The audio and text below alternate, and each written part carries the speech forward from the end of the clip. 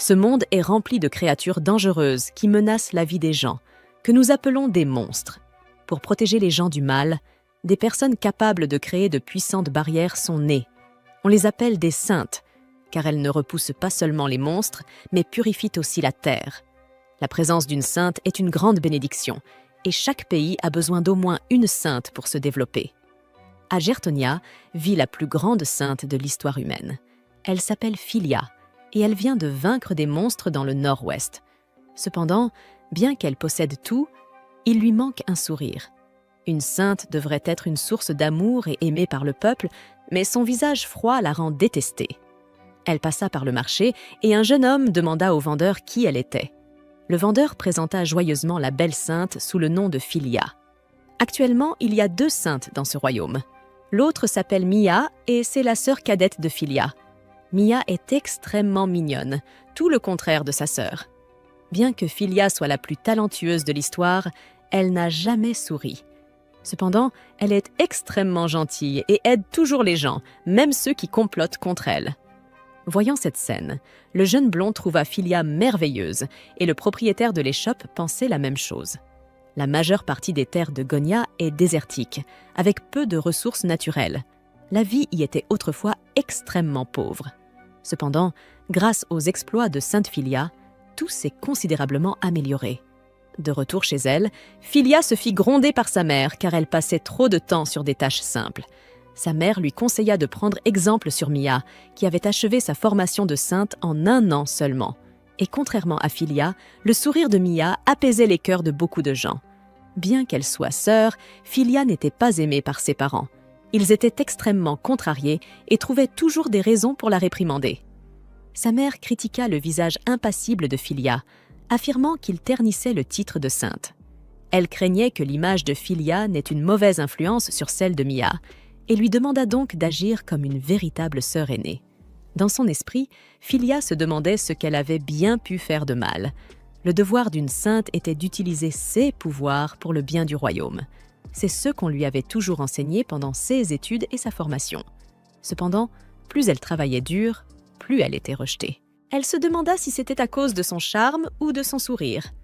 Depuis son enfance, Philia n'avait jamais su sourire. C'était parce que ses parents la détestaient. Ils avaient consacré tout leur amour à Mia. Alors Philia savait qu'elle devait travailler dur si elle voulait être aimée. Au même moment, le jeune blond écoutait un rapport sur la biographie de Philia. Elle avait quitté la maison à l'âge de 5 ans pour suivre une formation à l'église. Elle avait appris tout, des connaissances aux arts martiaux, en passant par la magie. Ses parents l'avaient exilée dans des lieux rudes pour s'entraîner. Son maître lui avait fait découvrir ce qu'était l'enfer sur Terre. À travers tout cela, Philia était devenue forte. Son père lui disait toujours des paroles dures. Si elle ne savait pas sourire, alors elle devait satisfaire toutes les exigences des autres pour leur plaire. Peut-être alors ressentirait-elle ce qu'était l'amour. Tout semblait impossible, mais grâce à sa détermination et à ses efforts, elle avait tout surmonté. Mais en contrepartie, elle n'avait jamais pu sourire, même un peu. Après avoir atteint l'âge de 16 ans, elle fut déclarée la plus grande sainte.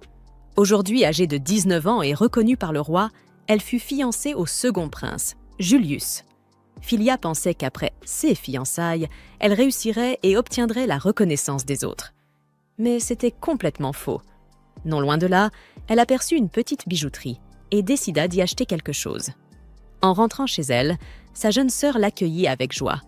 On pouvait dire que, dans ce monde, Mia était la seule à aimer et respecter véritablement Philia. Chaque fois qu'elle lisait un livre, Mia entrait dans la chambre de Philia pour sentir son parfum. Cela lui procurait un sentiment de sécurité, comme si Philia était toujours à ses côtés. C'était grâce à cette adorable petite sœur que la vie de l'héroïne avait un sens. Philia offrit à Mia une barrette en cadeau. Après 10 ans d'études, Philia savait seulement reconnaître ce qui était comestible et ce qui n'était pas trop laid. Mia fut choquée que Philia lui ait acheté ce cadeau. Elle déclara qu'elle était très heureuse et qu'elle le chérirait pour le reste de sa vie. Pour la remercier, elle proposa de choisir une tenue pour Philia en vue de son prochain rendez-vous avec le prince Julius. Le travail quotidien de Philia était très difficile, mais la présence de Mia dans sa vie lui permettait de surmonter toutes les tempêtes. Malheureusement, Philia ignorait que le second prince ne l'aimait pas. Julius pensait que Gertonia n'avait pas besoin de 2 saintes, alors il mit en place un plan pour se débarrasser de Filia. Le lendemain, Mia se promena joyeusement dans les rues avec sa nouvelle barrette. Les gens se rassemblèrent autour d'elle pour la louer et la remercier des bénédictions qu'elle leur avait apportées. Après avoir découvert le nouveau bijou, tout le monde posa des questions.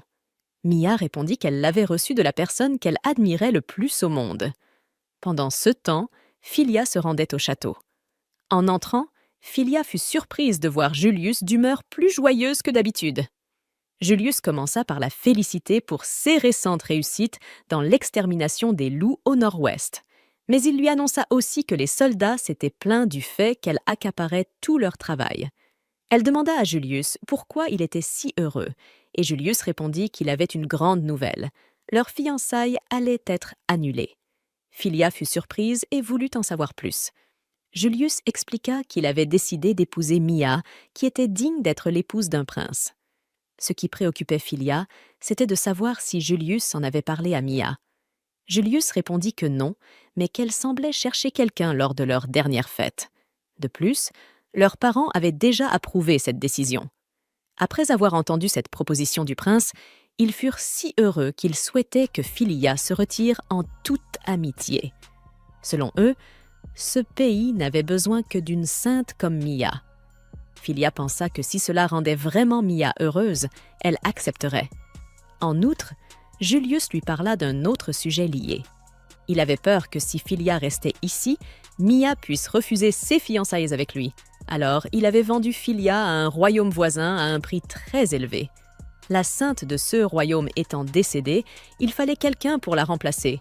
Cet accord était bénéfique pour les 2 royaumes, et Julius pensait que, lorsqu'il l'annoncerait au peuple, celui-ci en serait ému jusqu'aux larmes. Sa famille, elle aussi, bénéficiait de 30% de cette transaction. Filia était traitée comme une existence indésirable par tout le monde, et elle avait l'impression de sombrer dans les ténèbres. Elle se rappelait que son seul but avait toujours été d'être reconnue par ses parents, mais maintenant qu'on la vendait, elle se demandait si elle avait jamais été leur fille. Cette nuit-là, Filia fut emmenée sans même pouvoir dire au revoir à sa sœur. Pendant ce temps, Julius discutait de la manière d'utiliser l'argent versé par Parnacarta pour acheter la sainte. Les courtisans proposèrent d'ériger une statue en or pour afficher leur puissance. Ils visaient le trône, bien que Sa Majesté fût toujours en vie. Le grand prince s'était déjà retiré de la succession, donc le couronnement serait bientôt chose facile. Julius était heureux, pensant qu'il allait obtenir à la fois le trône et Mia. Le carrosse transportant la sainte mit plusieurs jours avant d'atteindre la frontière. Filia somnolait, indifférente à tout ce qui se passait. Elle se demanda elle-même à quoi ressemblait Parnacorta, comment y vivaient les gens. Puisqu'ils avaient payé une grande somme d'argent pour l'acheter, elle espérait pouvoir leur être utile. Elle pensait également devoir se préparer mentalement à devenir une esclave. Elle franchit la porte de cette nouvelle terre. La chose la plus surprenante fut que le jeune blond et ses hommes l'attendaient pour l'accueillir respectueusement. Il semblait qu'une nouvelle porte venait de s'ouvrir pour cette fille froide mais bienveillante. Ils conduisirent la sainte jusqu'à la capitale avec beaucoup d'enthousiasme. À l'église, les gens étaient très heureux d'accueillir la nouvelle sainte. Ils avaient préparé toutes sortes de douceurs, et leurs grands sourires déconcertèrent Filia. Elle-même n'avait jamais été traitée de cette manière auparavant, ce qui la rendit un peu étourdie. Bjorn, le chef de l'église, la remercia d'avoir fait tout ce chemin. Ils étaient également très honorés que la sainte rejoigne leur communauté. Filia n'y accorda pas beaucoup d'importance et demanda quelle serait sa mission. Bjorn répondit que sa première mission était d'assister à ce banquet. Lorsqu'elle devait manger en public, Filia choisissait de rester seule pour ne déranger personne. Elle grignotait ses légumes lorsqu'un jeune blond s'approcha pour lui demander son avis sur la salade. Selon le jugement de Filia, il s'agissait simplement de quelqu'un du groupe d'escorte, et puisqu'il déclara avoir cultivé ses légumes lui-même, elle supposa immédiatement qu'il était fermier. Cependant, Filia ignorait qu'il s'agissait du prince Oswald. Voyant l'expression vide de Filia, un ami comprit immédiatement que son Altesse ne s'était pas encore présentée. Bjorn présenta alors Oswald comme étant le second prince, et mentionna aussi le prince Richard qui venait d'arriver.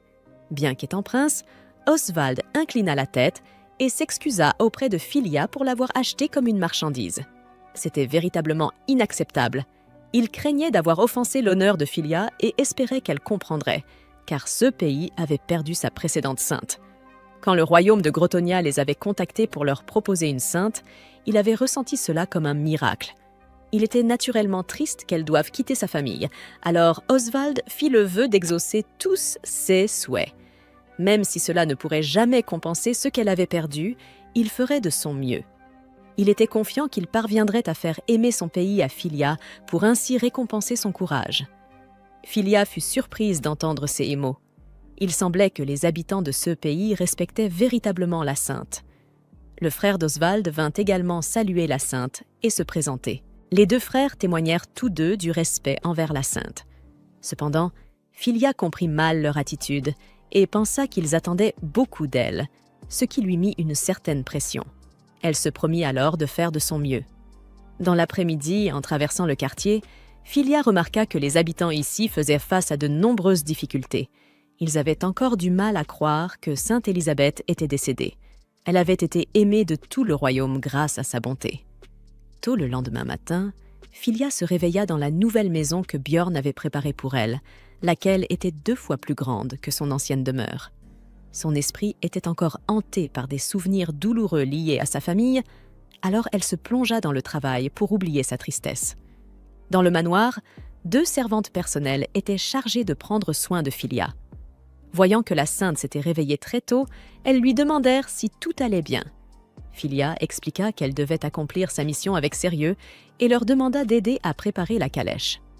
Le royaume de Parna Corta était situé dans la région centrale, bordé par 5 autres pays et entouré de forêts et de montagnes. Cet environnement était extrêmement propice à la prolifération des monstres, et les habitants subissaient souvent des attaques. Depuis la mort de la sainte précédente, la situation s'était aggravée. Après avoir analysé la situation, Filia décida de choisir un endroit stratégique pour installer une barrière en premier. Lilia parut étonnée car elle n'avait jamais vu une sainte se lever aussitôt. Filia expliqua qu'elle se réveillait à cette heure-là chaque jour pour partir en mission, ce qui stupéfia ses 2 servantes. Leur première cible serait la chaîne de montagnes au nord, où il y avait de fortes chances de trouver de nombreux nids de monstres. À leur arrivée, l'atmosphère était extrêmement pesante. C'était un signe qu'il y avait de nombreux monstres dans les environs. D'après ses calculs, si la situation était laissée ainsi plus longtemps, une catastrophe était inévitable. Comme le nid de monstres était plus grand que prévu, elle demanda à ses 2 serviteurs de repartir. Cependant, ils refusèrent, affirmant qu'ils savaient en réalité se battre et souhaitaient qu'elle puisse se concentrer pleinement sur l'installation de la barrière. Filia les regarda alors d'un regard différent et accepta. Elle pensait que tous 2 voulaient simplement s'assurer qu'elle accomplissait bien son travail. Le majordome Leonardo avait servi plusieurs générations de saintes, tandis que c'était la première fois pour Lilia. Elle demanda à Leonardo si ériger une barrière prenait beaucoup de temps.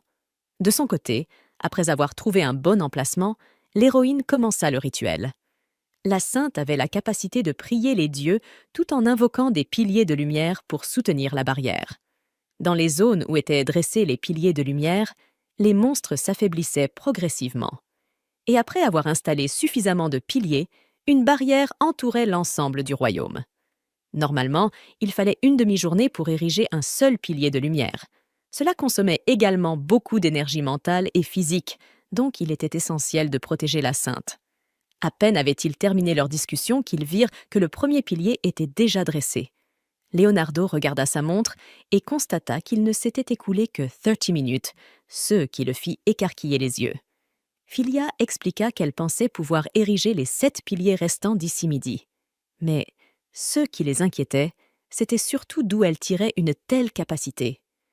Leonardo se dit alors que le prince Oswald avait vraiment ramené une personne extraordinaire, au-delà de toute description. La scène passa à midi. Tout se déroulait comme prévu. L'air dans le royaume était devenu plus pur. Il prévoyait de rentrer au manoir pour se reposer lorsque Filia demanda à continuer à travailler un peu plus.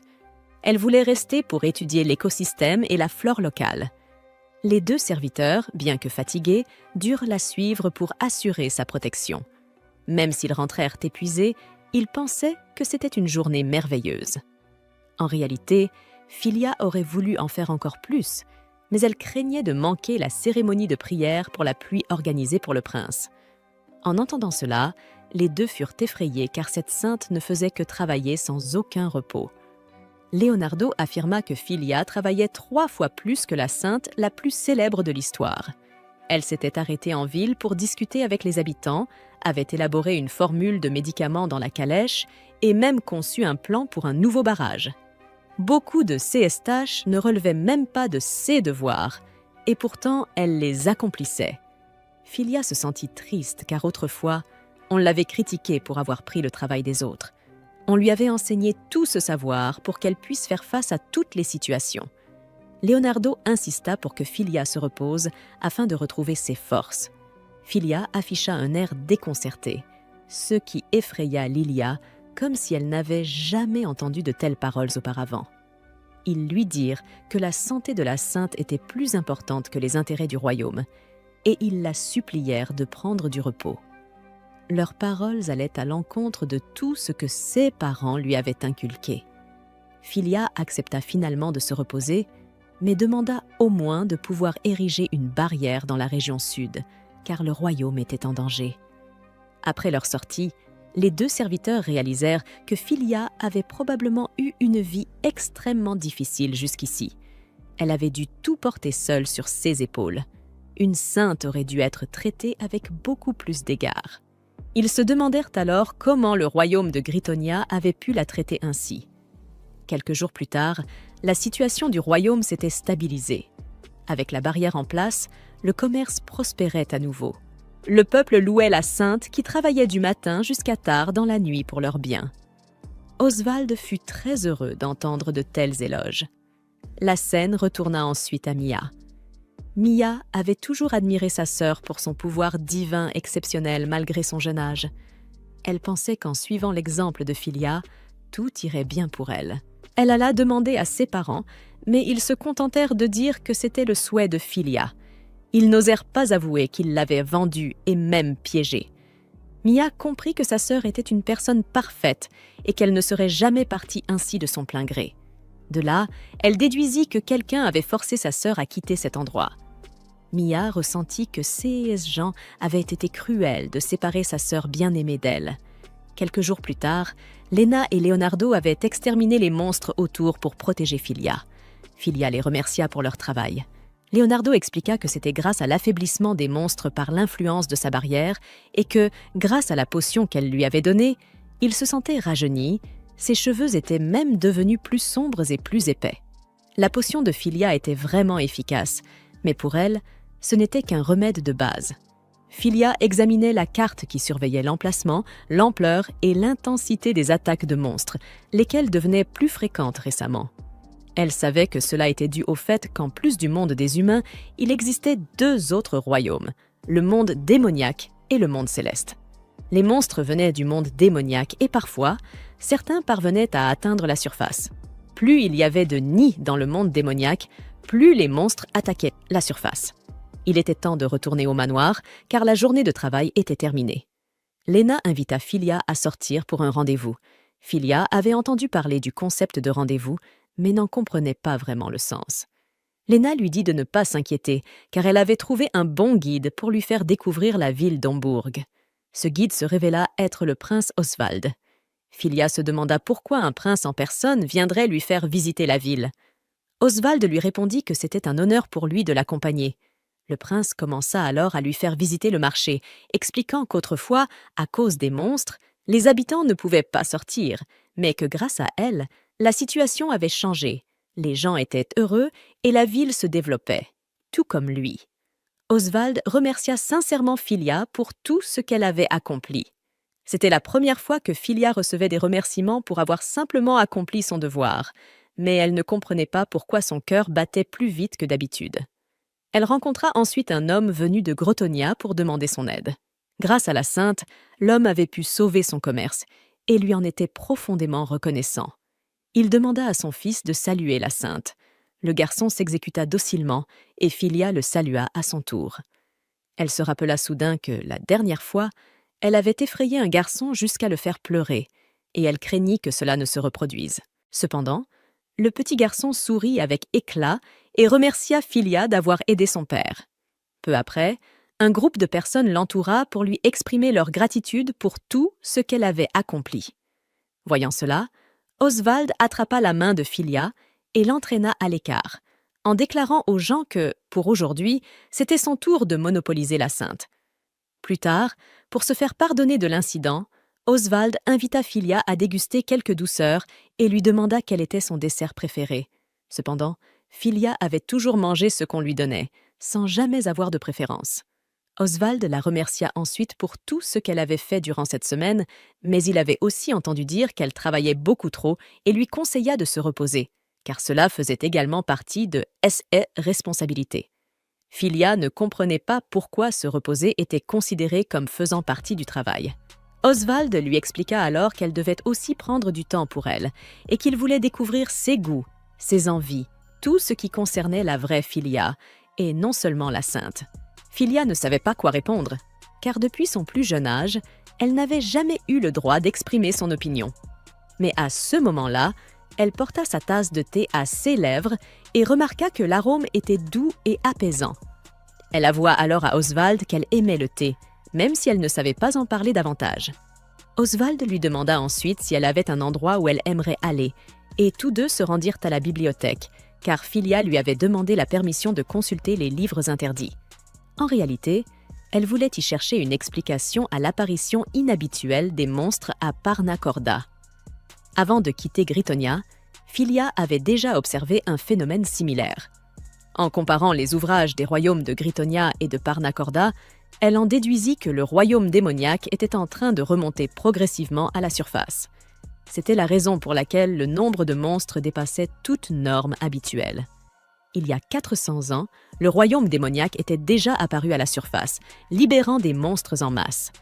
Face à ce chaos, Archedom et Asmodée en avaient profité pour s'élever et semer la destruction parmi les humains et les bêtes, conduisant plusieurs royaumes au bord de l'anéantissement. Mais une sainte femme, nommée Fianna Isfil, leur fit face. Connue sous le nom de l'archi-sainte Fianna, elle érigea d'immenses barrières capables de purifier les monstres en un instant, puis parvint à séparer l'âme d'Asmodée de son corps supposément invincible. Plus tard, pour se faire pardonner de l'incident, Oswald invita Filia à manger quelques sucreries et lui demanda quel était son dessert préféré. Cependant, Filia avait toujours mangé ceux qui étaient disponibles, sans jamais avoir de préférence. Oswald la remercia ensuite pour tout ce qu'elle avait accompli durant la semaine, mais il avait entendu dire qu'elle travaillait beaucoup trop et lui conseilla de se reposer, car cela faisait aussi partie du travail.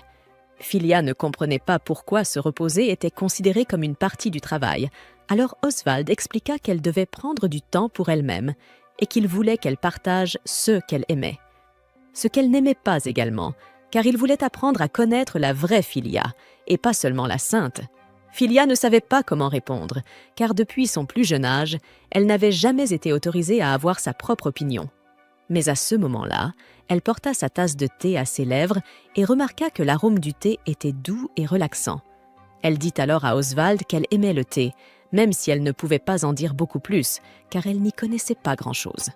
Oswald lui demanda ensuite s'il y avait un endroit où elle aimerait aller, et tous deux se rendirent à la bibliothèque, car Filia avait demandé la permission au prince pour lire les livres interdits. En réalité, elle voulait y chercher une explication à l'apparition inhabituelle des monstres dans le royaume de Parna Corda. Avant de quitter Gritonia, Filia avait aussi été témoin d'un phénomène similaire. En comparant les livres des deux royaumes, Gritonia et Parna Corda, elle en déduisit que le royaume démoniaque était en train de remonter progressivement à la surface. C'était pour cela que l'apparition des monstres dépassait la normale. Il y a 400 ans, le royaume démoniaque avait émergé des profondeurs et des monstres s'étaient répandus partout. Face au chaos, Archedom et Asmodée en avaient profité pour s'élever et massacrer aussi bien les humains que les bêtes, détruisant presque de nombreux royaumes. Mais une femme sacrée, Fianna Isfil, réussit à les arrêter. Elle est connue sous le nom de la sainte archère Fianna. Elle créa d'immenses barrières qui purgèrent les monstres en un clin d'œil, puis sépara l'âme d'Asmodée de son corps, supposé être invincible. Oswald savait que Filia était inquiète pour sa sœur, alors il lui offrit naturellement son aide. Ainsi, Filia commença à envoyer des lettres à sa sœur. À Gertonia, Mia ne pouvait pas accepter que Filia ait quitté le royaume sans lui en parler.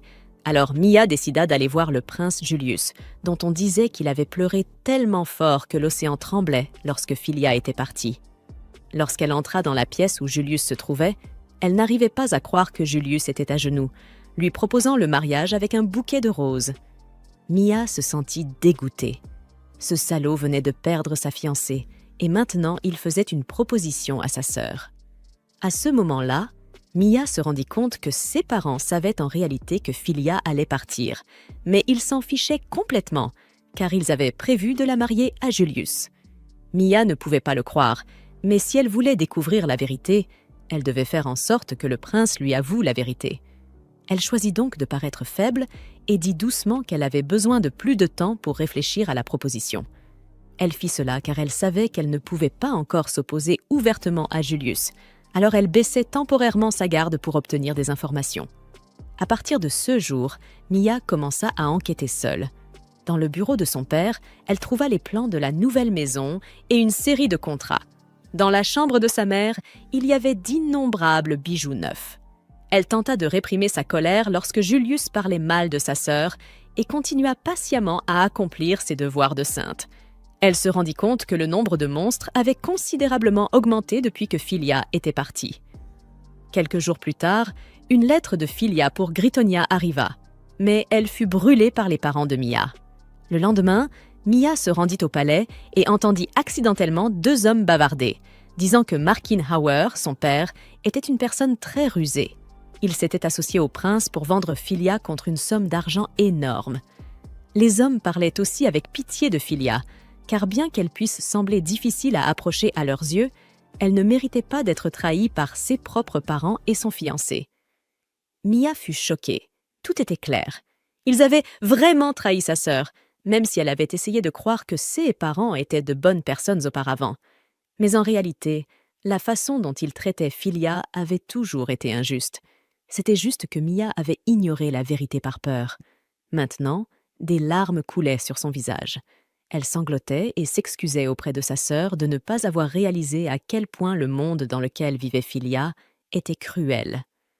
Quelque temps plus tard, Julius appela à nouveau Mia pour lui demander sa réponse à la proposition. À ce moment-là, Mia lui posa à nouveau des questions sur Filia. Julius continua à inventer des histoires, prétendant que Filia avait rompu les fiançailles et était partie. Il continua à diffamer Filia et Mia n'en pouvait presque plus. Mais elle sourit calmement et dit qu'elle acceptait la proposition. Julius était heureux, mais il ne savait pas que le plan de Mia était de le rendre heureux et qu'elle allait le trahir parce que ce salaud méritait d'être puni. Mia est assise seule dans ses quartiers, la lumière vacillante d'une bougie à ses côtés, écrivant une lettre adressée à Filia. Elle implore de l'aide, évoquant l'augmentation des apparitions de monstres et le danger qui plane désormais sur le royaume. Elle mentionne également le prince, mais à mesure que ses pensées s'égarent, ses mots glissent vers des réflexions plus personnelles. Frustrée, elle froisse la lettre et recommence, ses pensées embrouillées au milieu d'une phrase. L'encre de sa plume s'étale sur la page sous la pression de sa main. Mia se demande pourquoi Filia ne lui a pas encore envoyé la moindre lettre. Si Filia avait remarqué les anomalies qui frappent le royaume, n'aurait-elle pas déjà offert ses conseils? Un espoir silencieux naît en elle, que l'absence de nouvelles ne soit pas due à des ennuis touchant Filia elle-même. À Parnacorta, la capitale est animée d'une vive anticipation. Les citoyens se rassemblent autour des cours du palais, où Filia doit accomplir l'ancien rituel de protection. Le roi décide que c'est le moment idéal pour présenter la nouvelle sainte au peuple. Le prince Oswald juge cette présentation superflue, malgré la popularité fulgurante de Filia acquise par ses efforts constants et son œuvre divine. Mais Filia, calme et sereine, ne se soucie guère des formalités. Soudain, le prince Rétrode arrive, reconnaissant les efforts inlassables de Filia pour le royaume. Il déclare que c'est la meilleure décision qu'il ait jamais prise, bien qu'il se soit autrefois opposé à Oswald à ce sujet. Filia reste silencieuse, son esprit déjà tourné vers le rituel à venir. Avant qu'elle ne parte, le prince Oswald lui confie sincèrement la protection du royaume. Sans un mot, Filia se dirige vers sa position légitime. La foule l'observe, mêlant inquiétude et admiration dans leurs regards. En marchant, elle songe à la bonté des habitants de Parna Corta. Bien qu'elle n'ait pas choisi d'être ici, elle fait silencieusement le vœu de protéger le royaume et son peuple. À cet instant, elle comprend qu'au-delà des circonstances, elle souhaite ardemment rester et servir en tant que leur sainte. Filia s'agenouille, joignant ses mains dans une prière sincère pour la protection du royaume. Une douce lueur l'enveloppe, grandissant peu à peu jusqu'à ce qu'elle rayonne d'une lumière divine, presque semblable à celle d'une déesse. Le peuple, émerveillé, contemple les éclats de lumière qui scintillent autour d'elle, projetant une aura envoûtante. Sa prière s'intensifie et les piliers entourant le royaume vibrent d'une puissance nouvelle.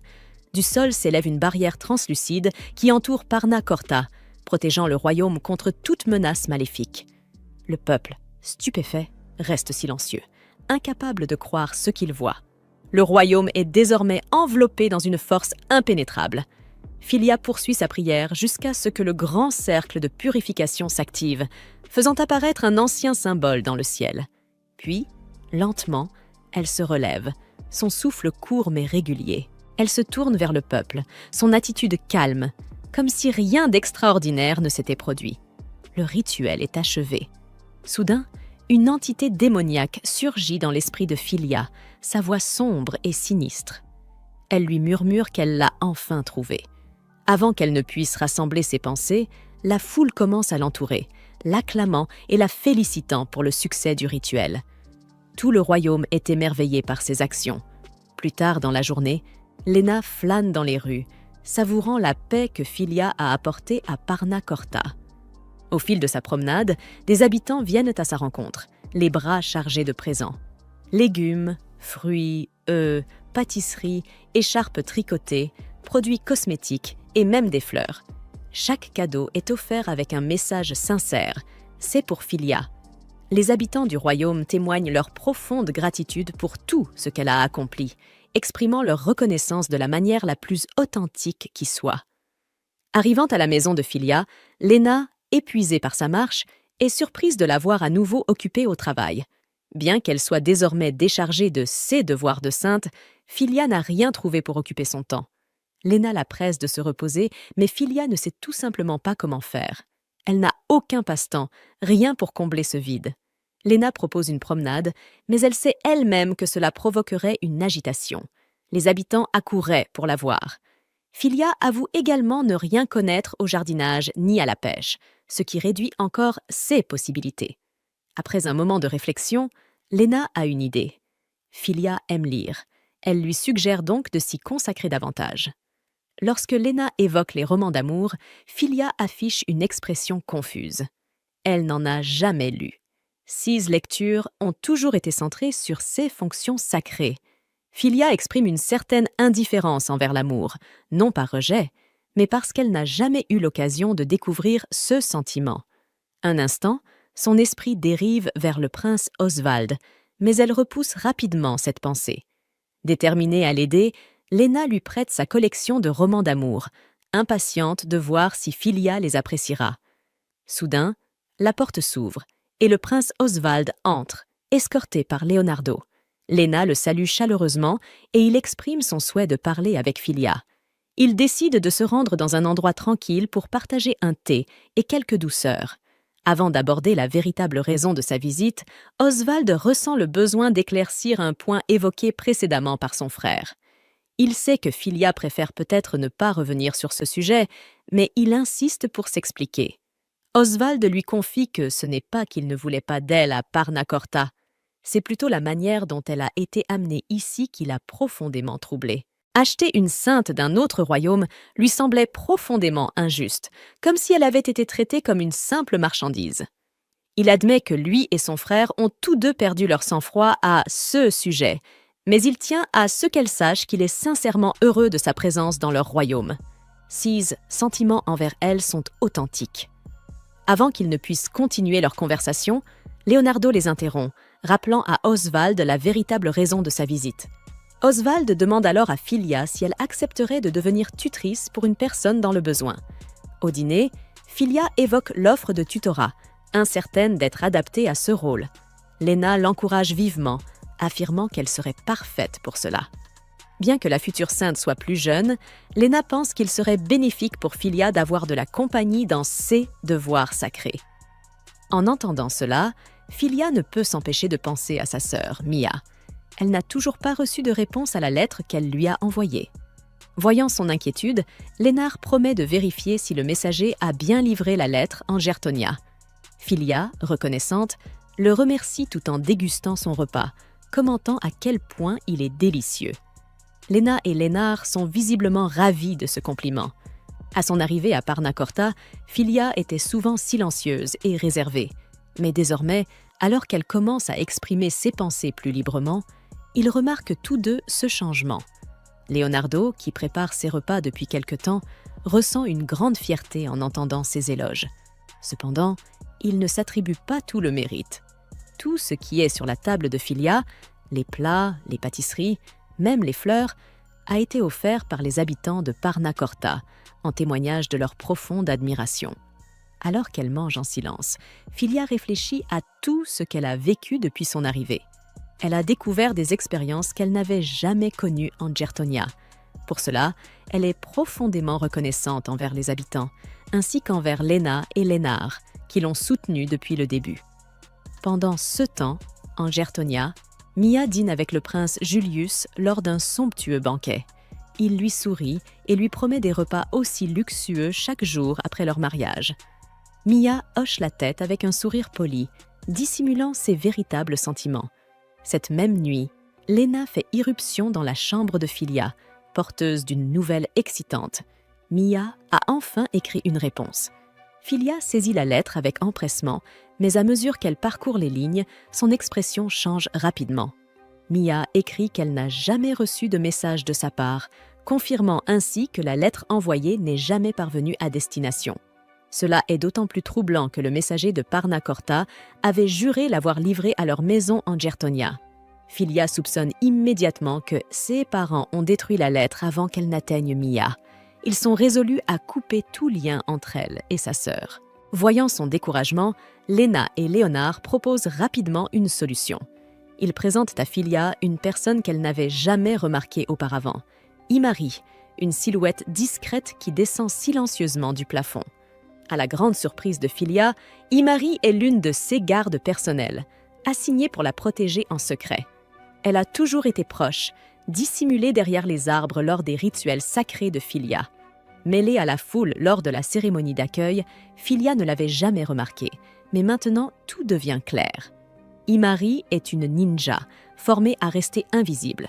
Avec l'aide d'Imari, Léna est persuadée qu'ils pourront cette fois faire parvenir une lettre à Mia en toute sécurité. Bien que Filia n'ait jamais rencontré de ninja auparavant, ses études lui ont appris beaucoup sur eux.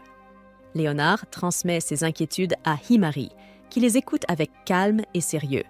Pour atteindre Gertonia, Imari devra traverser des terres dangereuses infestées de monstres. Malgré cela, elle rassure Filia. Elle est pleinement équipée et formée par le royaume pour servir et la protéger. Elle est prête à risquer sa vie pour la cause de la sainte. Touchée par sa détermination, Filia accepte de lui confier la lettre destinée à Mia, à une seule condition. Si un danger survient en chemin, Imari devra en priorité protéger sa propre vie et battre en retraite. Cependant, si elle juge possible de parvenir jusqu'à Mia sans se mettre en péril, elle devra livrer la lettre et assurer la protection de sa sœur à tout prix. Imari s'agenouille alors, acceptant la mission de Filia avec une profonde dévotion. Pendant ce temps, en Gertonia, Mia se tient au cœur de la forêt, érigeant les piliers sacrés nécessaires pour former une barrière autour du royaume. Derrière elle, les soldats l'applaudissent, impressionnés par sa rapidité et son engagement en tant que sainte. Certains murmurent même des comparaisons flatteuses avec Filia, affirmant que Mia est supérieure. Mais Mia connaît la vérité et trouve leurs propos presque risibles. Certes, elle peut invoquer les piliers plus rapidement que sa sœur, mais c'est là son unique avantage. 6 barrières sont bien plus faibles, presque fragiles, comparées aux boucliers puissants et durables de Filia. Une horde de monstres suffisamment puissante pourrait aisément les briser, à moins qu'elle ne superpose plusieurs couches de protection. Cette méthode, bien que plus efficace, est aussi beaucoup plus longue et épuisante. Perdue dans ses pensées, Mia se retrouve soudainement face à une grande nuée de monstres bloquant son chemin. Les soldats derrière elle crient de panique, mais aucun n'ose bouger, paralysé par la peur. Seule, Mia s'avance et lance un puissant sort, libérant une onde d'énergie à travers la horde qui approche. Pourtant, malgré ses efforts, d'autres monstres surgissent, bien plus nombreux que prévu. Quelque chose d'anormal est en train de se produire. Sans hésiter, elle incante de nouveau le même sort, y insufflant encore plus d'énergie. Haletante, Mia se retourne pour constater que les soldats ont disparu. Ils se sont dérobés pendant qu'elle combattait, la laissant seule face à la menace, comme si c'était elle qui devait les protéger. Épuisée, Mia s'effondre, manquant de peu de toucher le sol, jusqu'à ce qu'une main la rattrape. C'est Imuri, déguisée en homme sous une cape à capuche. Elle commente la fatigue de Mia et lui tend doucement un mouchoir. Alors que Mia l'accepte, quelque chose glisse, une lettre pliée, dissimulée dans le tissu. Ses yeux s'écarquillent. Elle reconnaît aussitôt l'écriture de sa sœur, Filia. Surprise, Mia interroge rapidement Imuri au sujet de sa sœur. Imuri la rassure. Filia est en sécurité et se porte bien. Elle explique que les habitants de Parnacorta chérissent profondément Filia, lui offrant tout le soutien dont elle a besoin. C'est d'ailleurs pour cela qu'Imuri a été envoyé, pour remettre cette lettre et s'assurer que Mia va bien. Mia serre la lettre contre son cœur, une vague d'émotion la submergeant. Savoir que sa sœur est enfin dans un lieu où elle est aimée et reconnue lui apporte un immense soulagement. Avant qu'elle ne puisse échanger davantage, les soldats finissent par revenir, appelant Mia pour s'assurer qu'elle n'a rien. Imuri se prépare à partir, mais Mia la retient. À voix basse, elle lui dit qu'elle laissera sa porte entr'ouverte cette nuit, l'invitant à venir parler davantage de Filia et de la lettre. Imuri acquiesce en silence avant de disparaître dans la forêt. Cette nuit-là, Mia, vêtue de sa robe de nuit, voit soudain une silhouette descendre discrètement du plafond. C'est Imuri. Surprise au début, Mia comprend vite qu'il s'agit d'elle. Imuri explique qu'elle a utilisé le plafond pour éviter de réveiller les gardes et a réussi à entrer sans être vue. Son déguisement d'homme, plutôt, était également nécessaire pour rester discrète sur le terrain. Mia, qui avait déjà relu la lettre plusieurs fois avant l'arrivée d'Imuri, sent une émotion particulière l'envahir. Dans sa lettre, Filia raconte tout ce qu'elle a accompli à Parnacorta ces derniers jours. Mia ressent une pointe d'envie. Elle aurait tant aimé assister au rituel Inchik exécuté par sa sœur. Imuri confirme à voix basse que c'était un spectacle grandiose. Pourtant, malgré son admiration, un poids commence à peser sur Mia. Elle sait qu'elle devra elle aussi maîtriser ce même rituel pour protéger son propre royaume. Mais au fond d'elle-même, le doute s'installe. Peut-elle vraiment l'accomplir avec autant de force et de grâce que Filia ? Le sort de Giartonia pèse également sur l'esprit de Mia. Avec le prince Julius désormais au pouvoir, son narcissisme et ses décisions égoïstes freinent toute tentative de changement. Tandis que Mia lui confie ses craintes, Imuri se rappelle des ordres de Filia, protéger sa sœur à tout prix. Déterminée, Imuri propose une solution. Si Mia souhaite vraiment s'échapper, elle peut l'emmener à Parnacorta sans difficulté. Là-bas, elle serait en sécurité, auprès de Filia, loin des pressions de la cour de Giartonia. Mia hésite, mais à la simple idée de revoir sa sœur, quelque chose en elle s'éveille. Après tout, elle n'a plus vraiment de raison de rester ici. Le royaume a trahi Filia autrefois, l'abandonnant à son sort. Julius était heureux, sans savoir que le plan de Mia était précisément de le rendre heureux, pour mieux le trahir ensuite, car ce salaud méritait d'être puni. Le lendemain, à Parnacorda, une femme descendit de la calèche. C'était la sainte du royaume de Balmarn, nommée Grace Matilas. Grace était extrêmement excitée à la vue de Sainte Filia, qu'elle admirait depuis longtemps. Pour elle, avoir l'honneur d'apprendre auprès de la plus grande sainte de tous les temps relevait du rêve devenu réalité. Filia, de son côté, était un peu déconcertée par tant d'enthousiasme. Auparavant, Oswald avait demandé à devenir le précepteur d'une autre sainte, une jeune fille issue de la famille Matilas, les saints du royaume de Balmarn. La famille Matilas avait produit des saints depuis de nombreuses générations. Parnacorda entretenait des liens étroits avec la famille royale de Balmarn. La famille Elcran, qui avait donné des saints à Parnacorda, descendait en réalité de la lignée des Matillas. Leurs royaumes étant géographiquement proches, les contacts entre Parnacorda et les Matillas étaient fréquents. Récemment, un message avait été envoyé à Parnacorda. La famille Matilas souhaitait que leur quatrième fille, Grace, y apprenne la magie de purification auprès de Philia. Philia avait bien compris la situation et avait accepté de devenir la tutrice de Grace.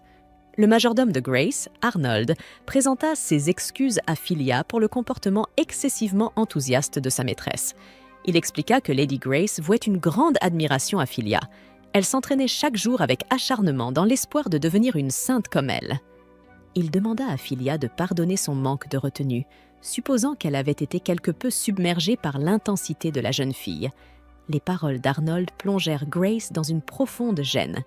Elle déclara à Philia que, bien qu'elle sache ne pas être encore expérimentée, elle espérait que Philia lui enseignerait tout ce qu'elle pouvait.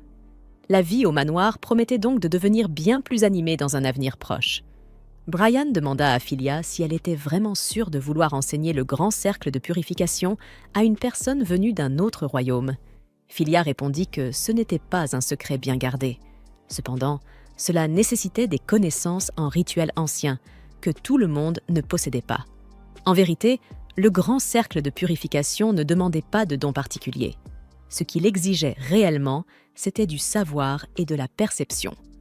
Pour la partie théorique, l'élève devait maîtriser la langue ancienne. Sans cela, il était impossible d'utiliser le grand cercle de purification. Philia aurait aimé au moins lui enseigner cette langue ancienne avant d'être vendue. Il semblait que la famille Matilas avait intégré l'étude de cette langue à leur formation.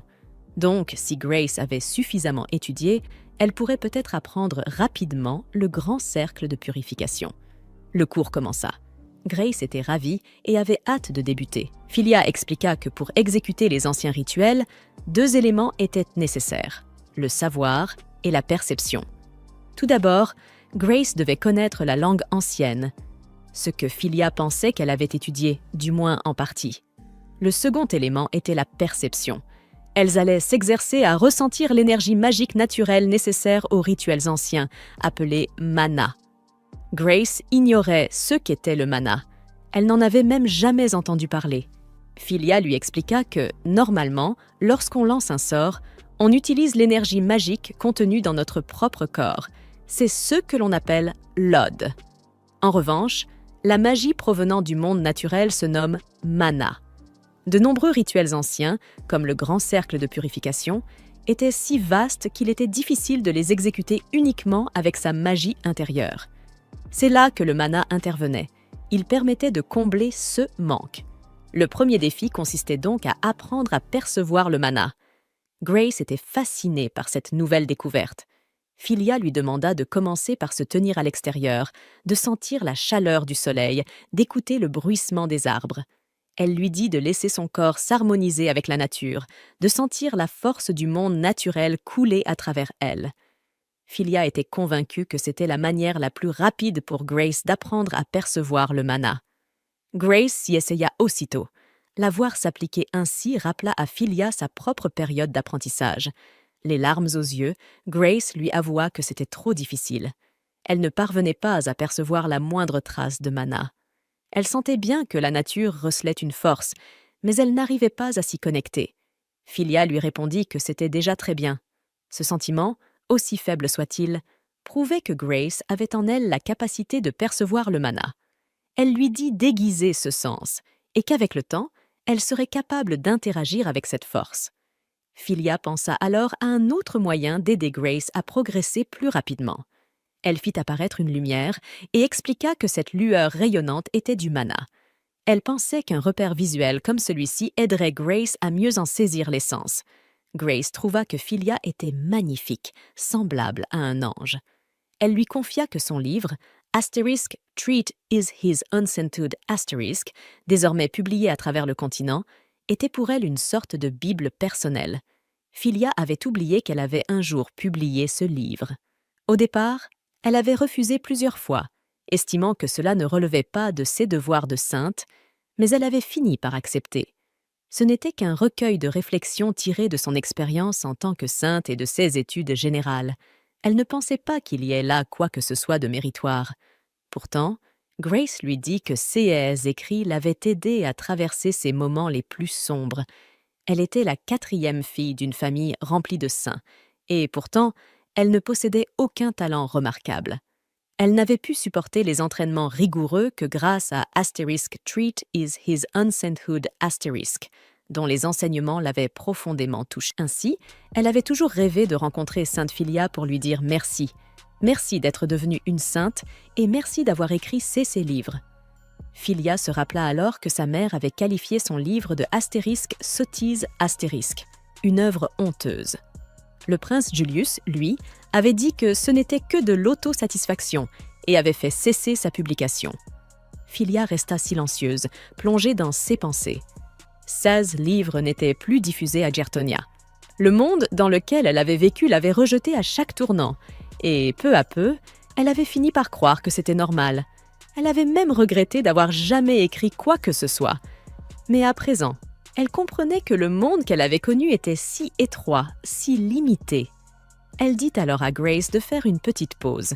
Pendant qu'elle prenait le thé, Grace apprit qu'elle était la toute première élève de Filia, ce qui la remplit d'un profond honneur. Elle ajouta que les explications de Filia étaient d'une clarté remarquable et qu'elle se sentait incroyablement motivée chaque fois que Filia la félicitait. Filia se souvint que Lena avait dit quelque chose de très semblable un jour. Elle expliqua qu'elle ne faisait qu'imiter sa propre maîtresse, l'ancienne sainte de Gertonia. Elle s'appelait Hildegard Adenauer, et c'était la sœur aînée de son père. Elle était très sévère. Le mot que Filia utilisait pour la décrire était « astérisque impitoyable astérisque ». Un jour, elle l'avait abandonnée seule sur une montagne en plein hiver pour lui apprendre à survivre. Un autre jour, elle l'avait enterrée seule dans un désert. Elle l'avait même forcée à s'allonger sur un lit d'aiguille pour perfectionner sa maîtrise magique. C'était une éducation d'une dureté extrême. Grace pensa que cela allait bien au-delà de la simple rigueur. Elle pensait qu'il devait bien y avoir une raison pour laquelle Hildegard avait été si sévère avec Filia. Filia se souvenait qu'Hildegard lui avait un jour confié qu'elle avait toujours eu une relation difficile avec les parents de Filia et que, puisque Filia leur ressemblait tant, ils l'avaient naturellement détestée. C'est pourquoi Hildegard s'était efforcée de rendre Filia forte afin qu'elle puisse se relever, peu importe ce que la vie lui ferait subir.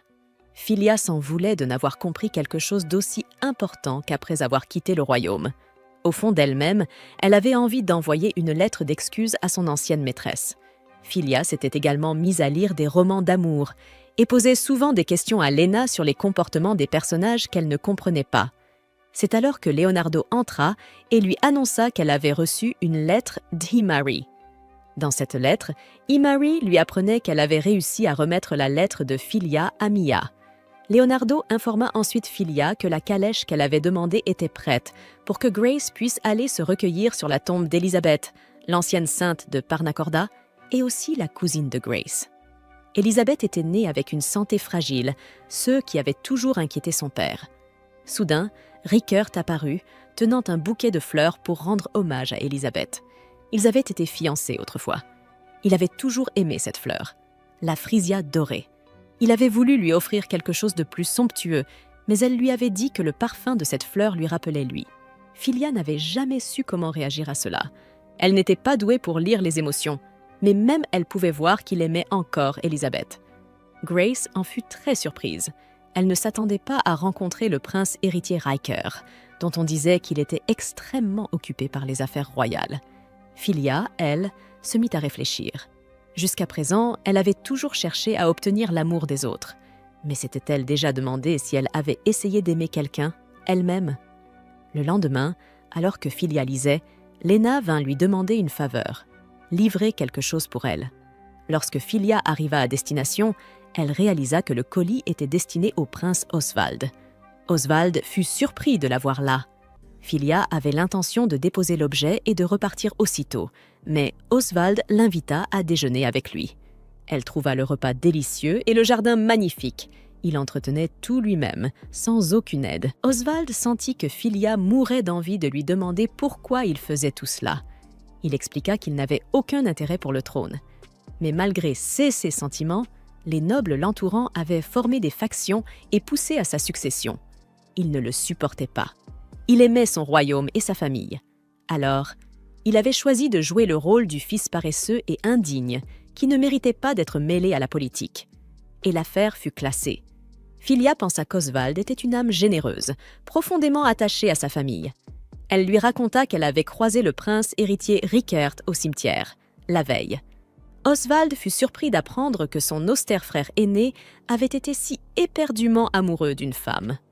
Pourtant, Rickert n'avait pas réussi à la sauver. Quel genre de futur roi est incapable de protéger la femme qu'il aime? Il lui avait dit que Rickert se punissait en s'immergeant complètement dans ses fonctions.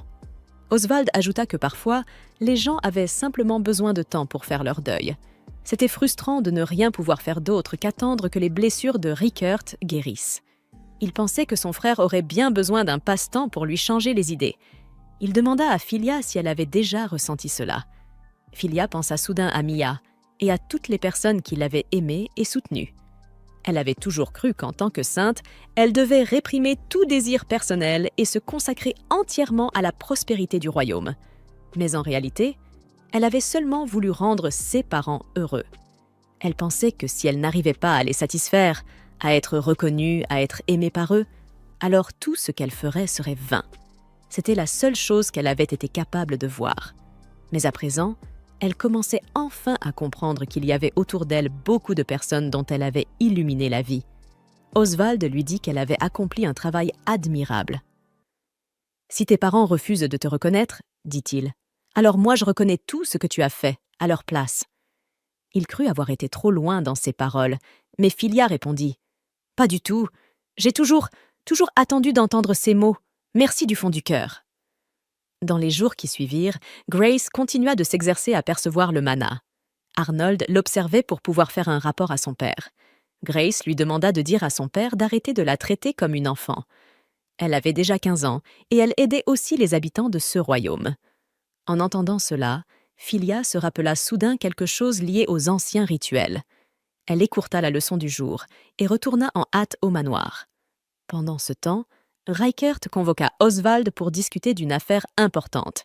Le royaume de Gertonia venait de demander le retour de Sainte Filia. Le lendemain, Mia informa Julius que le royaume des démons était en train de s'élever et menaçait le royaume. Julius constata qu'elle avait évalué les dégâts potentiels et élaboré un plan pour déployer l'armée. Cependant, il n'était pas satisfait d'elle parce qu'il ne faisait pas confiance à ce rapport. Hier, Emery l'avait invitée à fuir le royaume, mais elle avait choisi de rester parce qu'elle voulait se venger de l'homme qui avait vendu sa sœur. Julius commença à exprimer son mécontentement envers Mia, disant qu'elle adoptait de mauvaises habitudes, tout comme sa sœur. Il lui dit de rester à sa place car la politique était un domaine réservé aux hommes. Il considérait comme une proposition scandaleuse de dépenser de l'argent et des ressources militaires sur une rumeur qui ne se réaliserait peut-être qu'une fois tous les quelques centaines d'années. « Ces choses coûtent de l'argent, tu sais. » Mia répondit qu'ils pouvaient utiliser l'argent de compensation qu'ils avaient reçu lorsqu'ils avaient envoyé sa sœur à Parnacorta. Il expliqua qu'il avait déjà dépensé la majeure partie de cet argent pour une gigantesque statue en or de la famille royale de Gertonia qui serait dévoilée lors de l'anniversaire de la fondation du pays. Il promit qu'il ferait bientôt une statue en or d'elle aussi. Mia, avec une expression en colère, murmura que le royaume était peut-être vraiment condamné. Soudain, le roi entra. Après être tombé malade, il était resté dans sa chambre et rencontrait rarement quelqu'un. Le roi demanda immédiatement à Mia si les rumeurs sur l'approche du royaume des démons étaient vraies. Mia confirma au roi que c'était tout à fait vrai. Bientôt, cet endroit deviendrait une terre de démons, ne convenant plus aux humains. Julius dit au roi qu'elle n'était qu'une femme et qu'il n'avait pas besoin de l'écouter. Le roi dit à Julius de se taire, affirmant que personne ne connaissait mieux les monstres qu'une sainte. Il était furieux que Julius ait envoyé Filia dans un autre royaume sans sa permission. Et maintenant, tu comptes ignorer les conseils de Mia aussi? Imbécile. Mia soupçonna également que vendre Filia avait été entièrement l'idée du prince. Julius expliqua que c'était la volonté de Filia, qu'elle avait insisté pour partir aider les royaumes pauvres. Le roi rejeta son explication et dit qu'en tant que fiancé de Filia, Julius aurait dû l'en empêcher. La quinte de tout du roi revint violemment, mais le médicament de Filia était déjà épuisé. Il ne restait plus que le médicament préparé par le médecin du palais. Mia dit qu'avant de partir, sa sœur avait laissé la recette du médicament pour le roi, mais les soldats dirent qu'elle avait disparu. Mia comprit immédiatement le problème. Julius avait envoyé Filia au loin parce qu'il complotait de tuer le roi et de prendre le trône rapidement. Le roi retourna dans sa chambre pour se reposer. Julius dit à Mia d'avoir un peu plus de foi en les forces de Guertonia.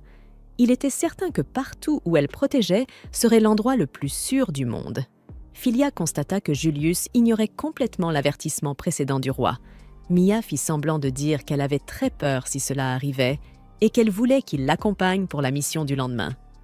Le lendemain, Julius cria de panique en voyant les monstres.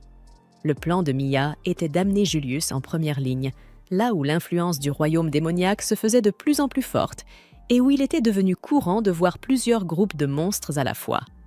Maintenant qu'il les avait vus de ses propres yeux, il allait devoir se rendre compte que son royaume était en très mauvais état. Julius fit semblant d'avoir mal au ventre et dit qu'il allait retourner au palais. Mia lui demanda s'il comprenait que le danger était dû à son incompétence. Julius répondit que ce n'était pas du tout dangereux. Elle et les soldats d'élite de Guertonia faisaient un excellent travail. Mia se demanda si ce type était aveugle ou quoi, et il expliqua qu'il n'avait pas du tout peur.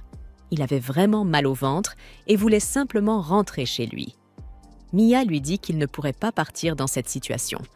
Si nous ne faisons rien, tout le royaume sera bientôt envahi de cette manière. Imagine seulement un monde où même la capitale ne serait plus sûre. Il ne voulait pas recevoir d'ordre d'une femme et demanda si Mia essayait d'imiter Filia. « Tu ne devrais pas être comme ça, tu devrais simplement rester en arrière et sourire. Ou bien tu veux m'humilier comme Filia l'a fait ?» Mia y pensait depuis un moment. Il semblait que Julius avait une sorte de complexe d'infériorité par rapport à Filia. Il poussa Mia vers les monstres et se cacha derrière elle, ce qui la dégoûta profondément. Il criait de peur, répétant qu'il ne voulait pas mourir. Comme il était un prince, Mia ne pouvait pas le laisser mourir ici. Elle vainquit les monstres, et le ciel s'éclaircit à nouveau. Julius marmonna que ce n'était pas de sa faute. « Tout est à cause de Filia, elle nous a abandonnés !» Il dit qu'il allait la rappeler et qu'elle détruirait tous ces monstres. Mia répondit que Parnacorta ne rendrait pas Filia, même s'il payait le double. Julius ricana et dit que Filia ne valait pas autant. Elle savait seulement ériger des barrières ordinaires. Il demanda à Mia « Qu'est-ce qui ne va pas chez toi ces derniers temps ? Tu n'as pas besoin d'essayer d'être comme elle. Tu vas être ma femme un jour. Contente-toi de faire ton devoir en silence. » Mia comprit que, peu importe ce qu'elle faisait, il ne parvenait pas à saisir la gravité de la situation. Le royaume démoniaque approchait, et elle se demanda ce qu'elle pouvait faire pour sauver le royaume. Quelque part dans un champ, un jeune homme essayait de flirter avec une fille. Mais son comportement ressemblait davantage à du harcèlement. Sa sœur lui coupa immédiatement la tête, effrayant la jeune fille. Elle lui dit qu'il valait mieux qu'il se taise, et que s'il recommençait, ce ne serait pas seulement sa tête, elle le découperait en morceaux. Il rattacha sa tête à son cou et dit qu'il mourrait quand même si elle le coupait à un certain endroit.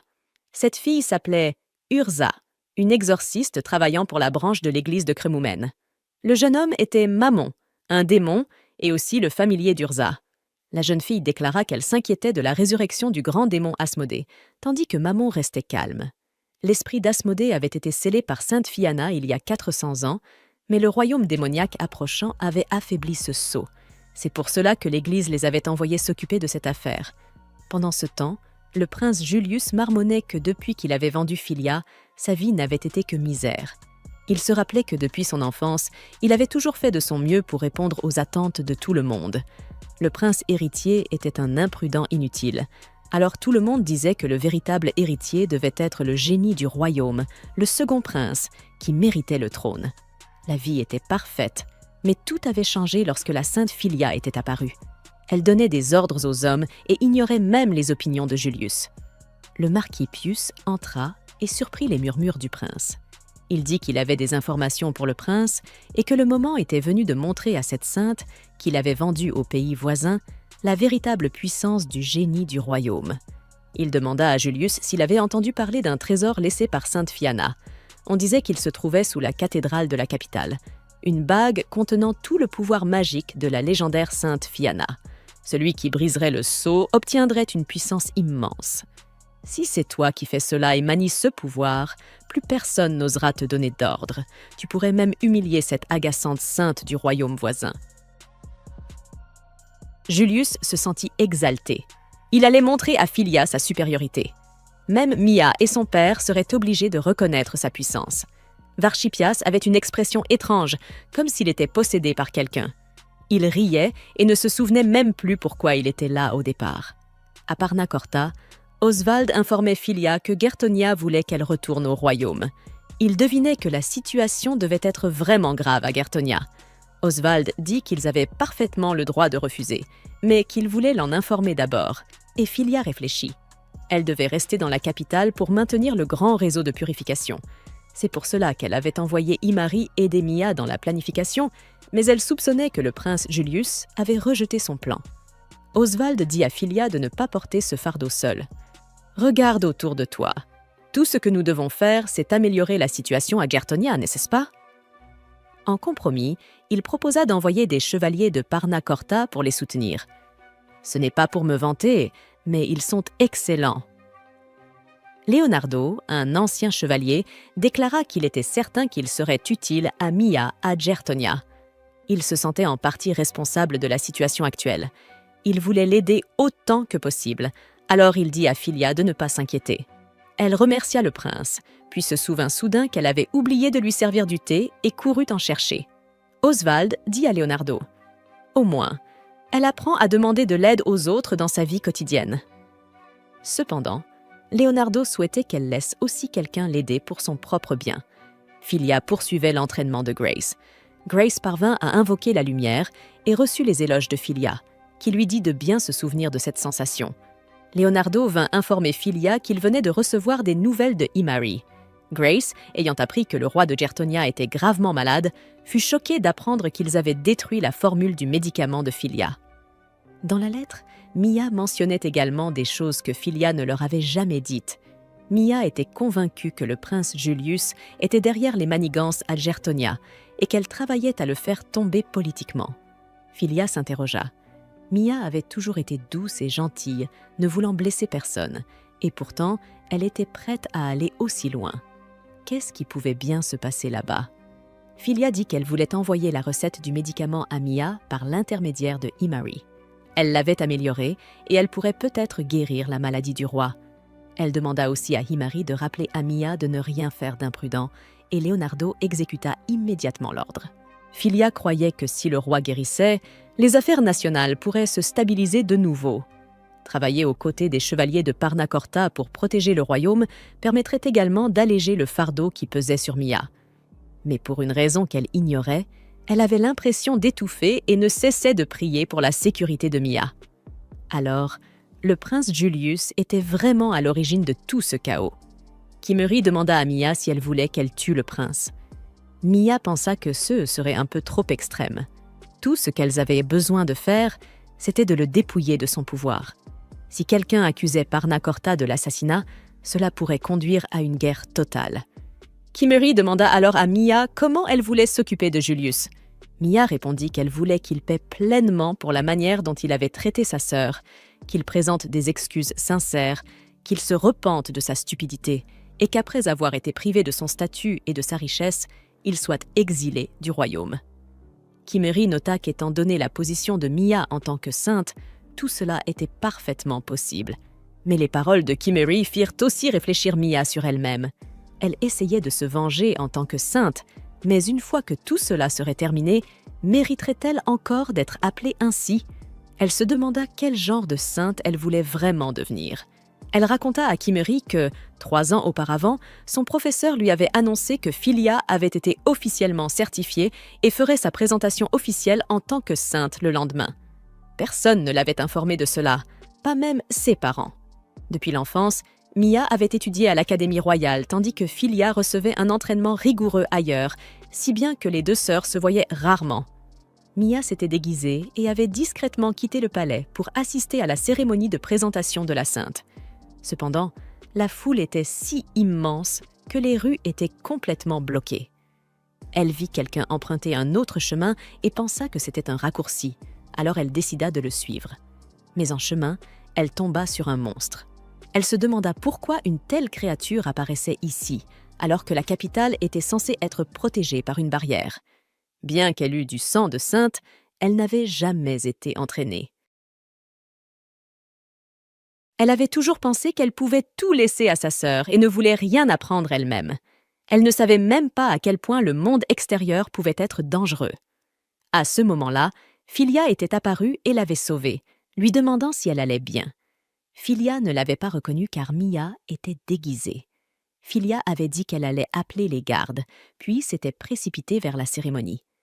Mia avait vu en Philia une héroïne et avait commencé à l'admirer. Philia avait invoqué 2 piliers de lumière, d'une rapidité incroyable.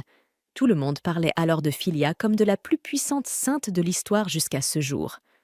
En entendant cela, Mia avait encore plus admiré Philia. Elle souhaitait devenir une sainte comme Philia, son modèle, son étoile guide. Sa sœur avançait toujours de toutes ses forces. Même lorsqu'elle était rejetée, elle ne se plaignait jamais, ne blâmait personne, ne gardait aucune rancune et ne cherchait jamais vengeance. Elle priait simplement, en silence, pour la sécurité de tous.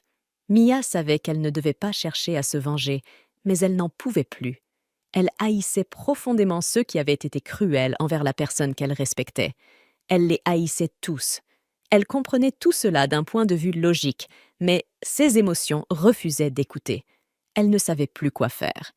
Timari prit la main de Mia et lui dit simplement d'être elle-même, d'être honnête, de ne pas se forcer à devenir une sainte comme Philia tant qu'elle continuait d'avancer, être fidèle à elle-même et sauver le royaume à sa manière.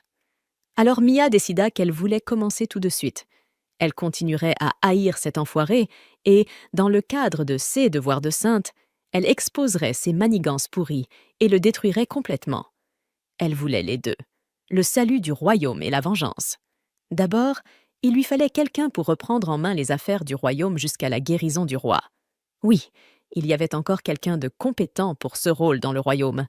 Ils allèrent faire appel au prince héritier Fernand, qui avait été emprisonné par la faction du prince Julius. Ce matin-là, alors qu'elle se promène dans les rues de Virtonia, Mia est abordée par un homme qui se présente sous le nom de Pierre. Il lui annonce qu'il a été désigné pour diriger sa garde personnelle à partir de maintenant. Mia accueille la nouvelle avec le sourire, puis, avant de reprendre ses obligations, elle lui demande de la conduire auprès du premier prince, Fernand. Pierre acquiesce et ouvre la marche. En chemin, ils échangent quelques mots sur le prince Fernand et le prince Julius. Par hasard, Mia se retrouve à marcher parmi les gardes du premier prince. Pierre lui explique que bien que de nombreux soldats soutiennent secrètement Fernand, ils doivent rester discrets pour ne pas éveiller les soupçons de Julius. Cela confirme ce que Émery lui avait déjà confié. Le prince Fernand a toujours été fragile et malade, ce qui a permis aux nobles de l'écarter facilement du pouvoir. Pierre ajoute que Julius traite les soldats avec mépris. Pendant qu'eux risquent leur vie sur le champ de bataille, le prince gaspille les ressources dans des projets absurdes, comme ériger des statues à son effigie. Mia l'écoute avec attention, puis demande dans quel état se trouve le prince Fernand actuellement. Pierre répond qu'il est au plus mal, aussi bien physiquement que mentalement. Chassé du château principal par Julius, il a été assigné à résidence dans un pavillon isolé, sombrant peu à peu dans le désespoir. Mia est sous le choc. Quand elle demande depuis combien de temps cela dure, Pierre répond « 12 ans ». Le poids de cette révélation s'abat sur elle. Elle sait que convaincre Fernand ne sera pas simple. Mais le royaume de Gertonia est en péril et elle ne peut plus se permettre d'attendre. Il faut agir, maintenant. Ils arrivent au quartier du prince. La pièce est plongée dans la pénombre, seulement éclairée par quelques chandelles. Dans le silence, Mia perçoit une toux discrète. Le prince Fernand est assis sur son lit, un livre à la main, les cheveux lui couvrant presque entièrement le visage. Mia s'avance doucement et se présente comme la fiancée du prince Julius. À ces mots, Fernand lève les yeux. Il croyait encore que Philia était promise à Julius. Mia lui explique que Philia est sa sœur aînée, qui est désormais devenue sainte dans un autre royaume, et qu'elle a donc rompu ses fiançailles. Fernand est stupéfait. Il est étonné qu'on ait permis à Philia de quitter le royaume. Mia ajoute que le roi est gravement malade et que c'est Julius qui dirige les affaires du pays en son absence. Entendant cela, Fernand commente froidement que Julius ne tardera probablement pas à se débarrasser de lui aussi. Il referme calmement son livre et fait enfin face à Mia, son visage éclairé par la lueur vacillante des chandelles. Le calme qui se lit sur ses traits surprend Mia. Il semble totalement résigné, même lorsqu'il évoque sa propre chute. Sans perdre de temps, Mia aborde le vrai sujet de sa visite. Elle lui révèle sa véritable intention, s'opposer à Julius et sauver Gertonia. Mais Fernand reste sceptique. Selon lui, ceux qui le soutiennent ne le font que par attachement aveugle à la tradition, convaincus que l'aîné doit régner, quel qu'il soit. Mia insiste. Ce n'est pas qu'une simple affaire personnelle. Le royaume est au bord de l'effondrement, et si Julius monte sur le trône, la catastrophe est inévitable. À cela, Fernand réagit en faisant remarquer que Mia doit vraiment détester son frère. Elle ne le nie pas. Elle admet qu'elle hait Julius profondément, non pas uniquement à cause de querelles personnelles, mais parce qu'elle est la sainte, celle qui a juré de protéger le royaume à tout prix. Lorsqu'il réalise qu'elle est elle aussi une sainte, le visage de Fernand s'assombrit et il lui demande soudain de partir. Mia est déstabilisée par ce renvoi abrupt, mais elle refuse de céder. En guise de réponse, Fernand tire la couverture sur lui, se cachant complètement pour éviter toute confrontation. Malgré les efforts répétés de Mia pour lui parler, il reste recroquevillé sous la couverture, refusant de sortir. Plus tard dans la journée, Mia poursuit ses devoirs sacrés. Elle érige des barrières de lumière, chacune brillant avec l'intensité de sa frustration envers le prince héritier. Elle murmure ses plaintes à haute voix, mais se couvre rapidement la bouche, consciente que quelqu'un pourrait l'entendre. Cependant, la plupart de ses gardes sont fidèles à Fernand, alors Pierre la rassure. Elle n'a aucune raison de s'inquiéter. Toujours agitée, Mia laisse éclater sa frustration devant Pierre. Il se souvient qu'un jour, il avait suggéré au prince de sortir un peu, mais Fernand avait catégoriquement refusé, ce qui ne fait qu'augmenter l'inquiétude de Mia. Elle comprend alors qu'avant de pouvoir le convaincre de gouverner, elle doit d'abord l'aider à guérir, non seulement physiquement, mais aussi dans son âme. Sur ce, Pierre se remémore le remède que Filia avait préparé pour le prince. Même si Julius ne l'a pas saboté, Fernand avait fini par arrêter de le prendre de son propre chef. Pendant ce temps, à Parnacorta, Filia s'est trouvé une nouvelle passion pour passer le temps, la confection de bijoux. Lina admire son talent, et Filia lui confie qu'elle prévoit d'en fabriquer un en guise de cadeau de remerciement pour le prince Oswald, qui s'est toujours montré aimable envers elle. Elle se rappelle la joie qu'elle avait ressentie lorsqu'elle avait offert une barrette à Mia. Aujourd'hui, elle souhaite créer quelque chose que même Oswald pourra porter. À cet instant, Filia se lève et tend un bracelet à Lina. Mais avant même qu'elle ne puisse lui en expliquer la signification, Lina la serre dans ses bras, submergée de bonheur.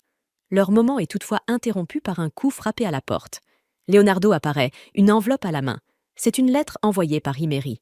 Le lendemain, Mia retourne voir le prince Fernand et lui demande pourquoi il a arrêté de prendre le médicament que Filia lui avait préparé. Il lui explique que le remède était atroce. Dès qu'il avait commencé à aller mieux, il n'arrivait plus à arrêter de trembler.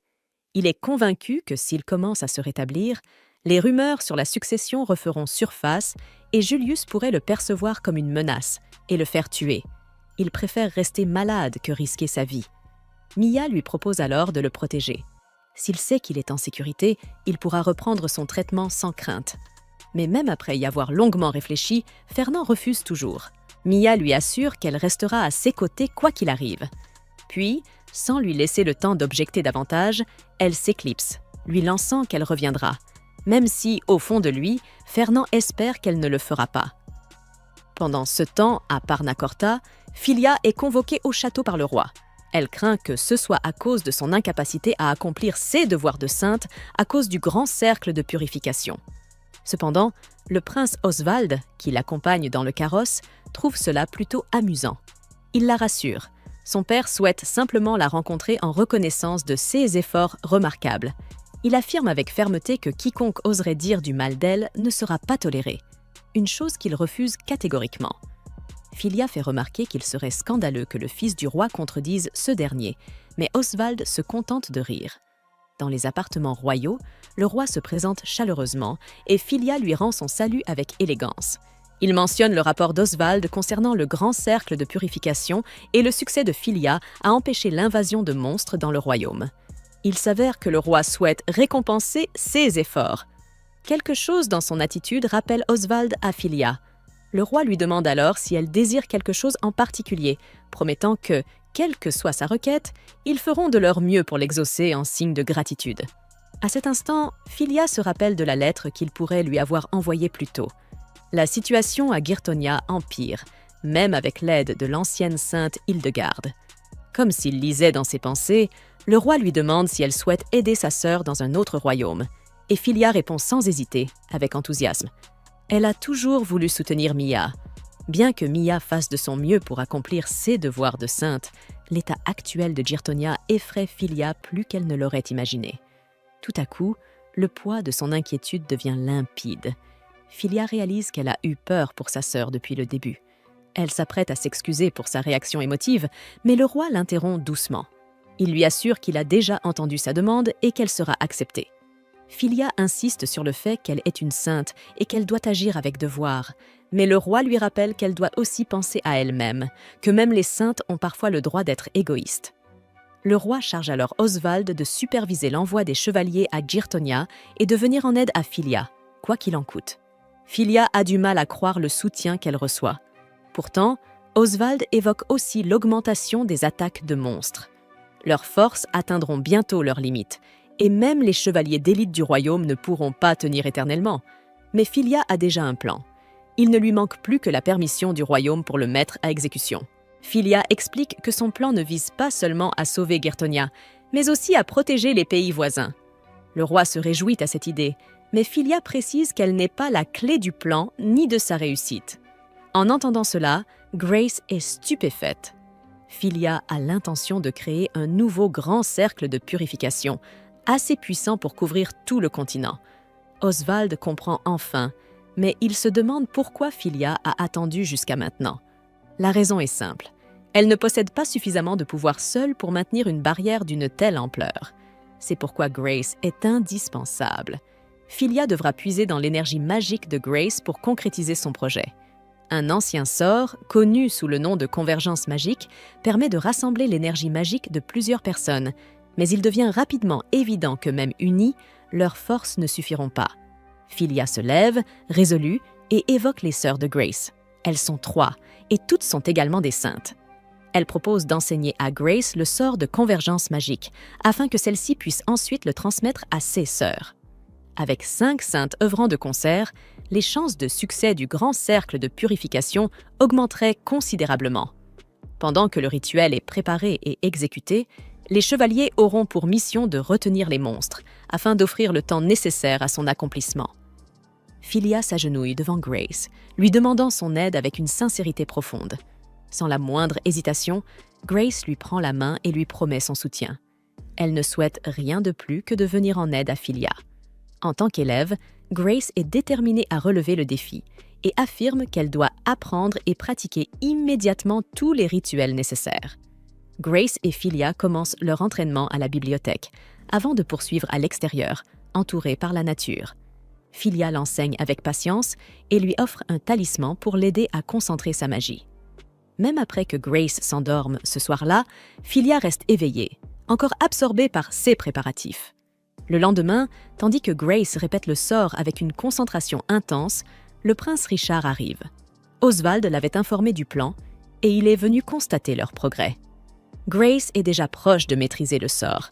Filia ne parvient pas à lire les expressions de Richard, incertaine de ce qu'il pense. Mais, comme s'il avait deviné ses pensées, il lui dit calmement que le plan est admirable. Non seulement il permettra de protéger le continent, mais il gagnera aussi la reconnaissance des autres royaumes, sans qu'un sacrifice ne soit nécessaire. Filia exprime alors son désir de protéger non seulement ses amis et sa famille, mais aussi ceux qu'elle n'a pas encore rencontrés. 6 paroles éveillent quelque chose en Richard, qui pense soudain à quelqu'un. Il reconnaît en elle une âme semblable à la sienne, tous deux nés pour servir un devoir. Mais contrairement à Filia, lui a échoué à rester fidèle à celle qu'il chérissait autrefois. Touché, Richard rappelle à Filia de ne pas seulement penser aux autres, mais aussi de prendre soin d'elle-même. Alors qu'il se détourne pour partir, Filia l'interpelle. Elle déclare avec force qu'elle ne mourra pas. Son devoir sacré n'est pas encore accompli. Cette certitude laisse Richard sans voix. Elle ajoute qu'elle aime aussi le royaume, puis s'incline avec respect avant de s'éloigner. Richard la regarde partir, un sourire discret se dessinant sur ses lèvres. À cet instant, il comprend qu'elle l'a dépassé. À Girtonia, Mia rend une nouvelle visite au prince Fernand. Lorsqu'il ouvre sa fenêtre, la lumière du soleil envahit la pièce. Il lève une main pour se protéger le visage, comme s'il redécouvrait une sensation oubliée. Mia sort un panier de pique-nique qu'elle a préparé, espérant égayer son humeur. Fernand est surpris par son insistance. Pierre lui confie à quel point les journées de Mia sont remplies, et pourtant, elle trouve encore le temps de venir. Fernand a l'impression qu'elle se surmène inutilement, mais Mia lui répond fermement. Le royaume est en crise, et elle ne peut pas rester les bras croisés. Elle l'implore de ressentir la même chose, lui rappelant que Julius est à l'origine de ses souffrances. Mais Fernand ne partage pas sa vision. À ses yeux, si Mia parle avec autant de conviction, c'est parce qu'elle est forte, contrairement à lui. Il avoue que sa maladie est devenue une échappatoire, une excuse à laquelle il s'est accroché. Il prétend ne pas avoir eu le choix. Les mots cruels de Julius résonnent encore dans son esprit. Pendant longtemps, Fernand s'est cru inutile, persuadé que renoncer était sa seule option. Ce n'était pas la mort qui lui faisait peur, mais l'idée que toute sa vie, il n'ait servi à rien. Voilà ce qui le hantait le plus. Mais alors qu'il se confie, Mia comprend, et elle fond en larmes. Ce qui le prend totalement au dépourvu. Elle est une sainte, censée être forte, digne et déterminée. À travers ses larmes, Mia lui dit que tant qu'il refuse de se battre pour lui-même, il ne peut même pas être qualifié d'échec. L'échec, au moins, implique qu'on ait essayé. Mais fuir, se réfugier derrière des excuses et éviter son destin, cela, c'est bien pire. Échouer n'a rien de honteux. Fuir, si. Puis elle s'éloigne brusquement, emportée par la frustration. Fernand tend la main, mais ne parvient pas à la retenir. Seul, quelque chose s'éveille en lui. Il regarde le panier de pique-nique qu'elle a laissé, puis l'ouvre lentement. À l'intérieur, c'est sandwich. Un léger sourire se dessine sur son visage. Il se demande si elle reviendra, ou si elle a finalement abandonné. Cette pensée l'ébranle bien plus qu'il ne l'aurait cru. Alors, dans un souffle hésitant, il se lève et fait un pas vers le rayon de soleil qui traverse la fenêtre. Il comprend que, s'il veut la revoir, il lui suffit d'avancer. Mia a fini par briser ses défenses.